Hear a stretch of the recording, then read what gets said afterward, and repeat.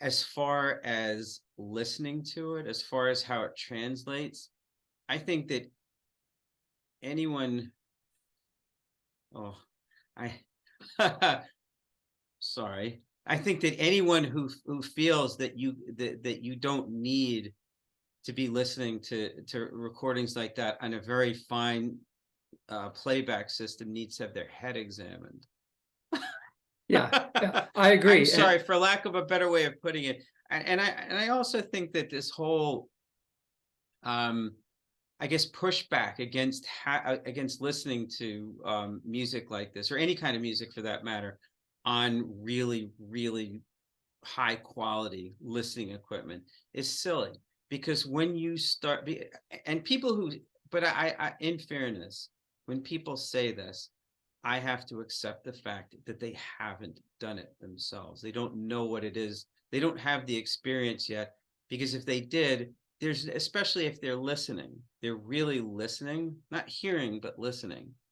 They're using their ears and their brain to process what they're hearing. There's no way that they would come back and say stuff like that. There's absolutely no way. I mean, I'm sure that they would use some sort of excuse to kind of adjust things to their whatever their cognitive bias happens to be, but they wouldn't be able to say that it doesn't make any difference, because it does. When you're able to hear the types of detail that you get from listening on hi-fi equipment versus pro audio, which are two completely separate experiences, you're basically getting closer and closer to the experience of listening to music live. It becomes an experience. It's no longer just a thing that you do. It's not just put this on, blah blah blah, I like this song. It's like a whoa. It's a sense around type thing. Yeah, That's one reason why I love listening to music through very, very, very high quality equipment. But for me professionally, there's a whole different level. I'm able to get into aspects of the music that I'm listening to, detail that I need to be able to encounter and experience, so I can understand better what the musicians are actually trying to do with the music that they've sent me. You know, on a lot of many recordings that I get aren't very good. So being able to hear stuff on a very high quality system, I'm able to parse out aspects of the recording much better. So it actually does a tremendous service for me as a music producer, as someone who professionally listens to music, to have that facility at my disposal. So to me, it's indispensable. I would not be able to have that experience listening to music analytically through pro audio gear. I've never had that experience before either. right. And I think, from the consumer side, yeah, I encounter this notion all the time, right? People come into LTA to hear our gear, and I let them play whatever they want.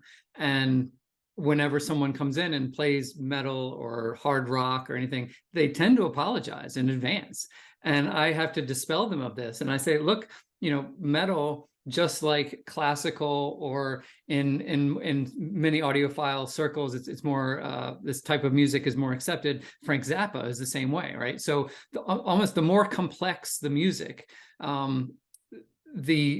the more it can benefit, or it can benefit just as much as any other music from really high fidelity playback. Because just like with an orchestra, you've got dozens of instruments going, and you want to be able to pick out what the third chair is doing, and what the trombone is doing over there, and the little teeny details that the percussionists are doing, as well as, like I said, a couple dozen other people.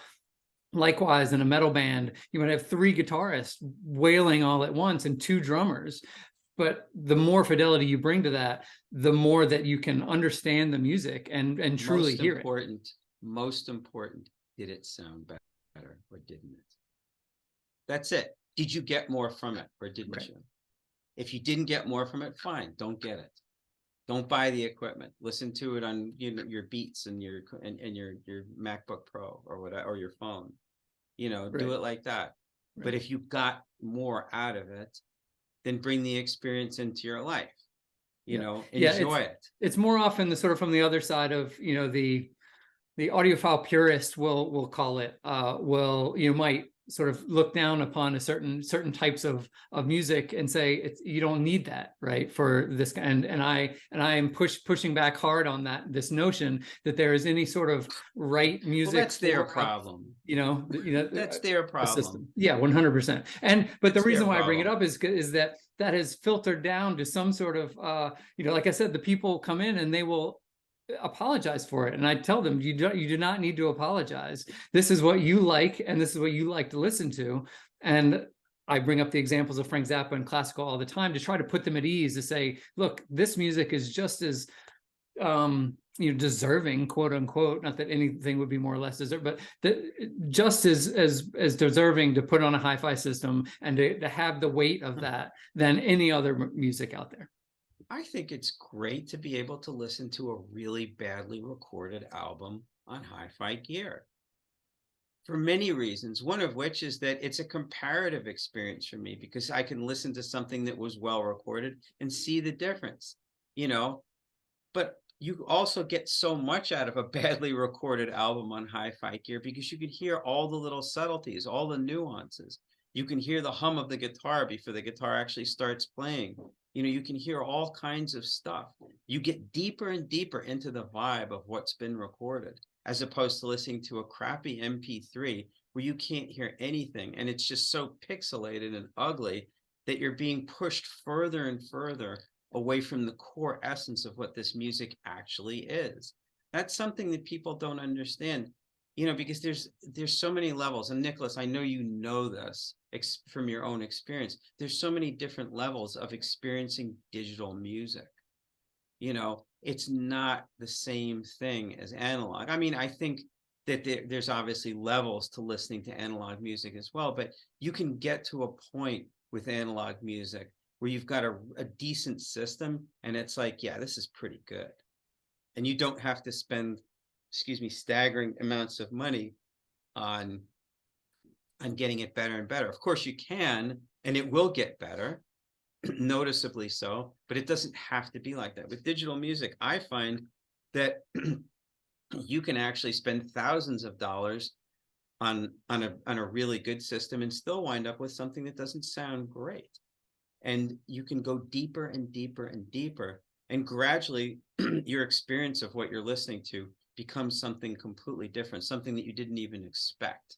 Like, I've been discovering that just by adding all these, like a bunch of like cables, like upgrading cables and working with the electricity that I'm using, just trying to get it to be cleaner and more pure, that's been a game changer.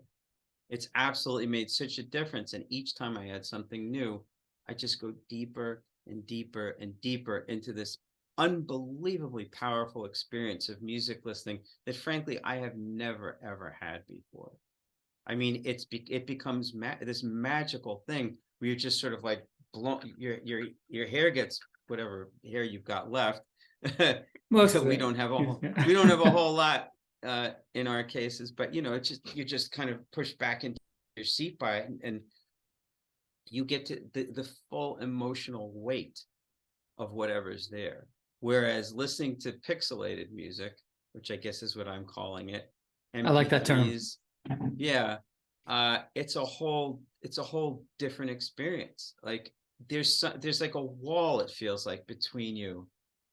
And the process of improving it and refining it, the wall gradually kind of dissipates more and more and more, and you get to see what's actually there behind that wall, and you get to experience all the things that you've missed. I mean, like the little creak of John Bonham's bass drum pedal, and the little scratching of picks against strings before a note actually comes out, the breath of a singer before they begin to sing, or when they stop a breath and you kind of hear that. Like, these things are extraordinary. They add to the experiential aspect of listening, of hearing a piece of music, of experiencing a piece of music fully. It breaks my heart, because I would want every single person on the face of this earth who has any kind of positive relationship with music to have this same experience that we have. I would want them to have it, because it's meaningful, it's life-changing, it's so magnificent that it's hard to, if you love music, it's hard to live without it. I really wish that things like this were more accessible to everybody. I know it's impossible.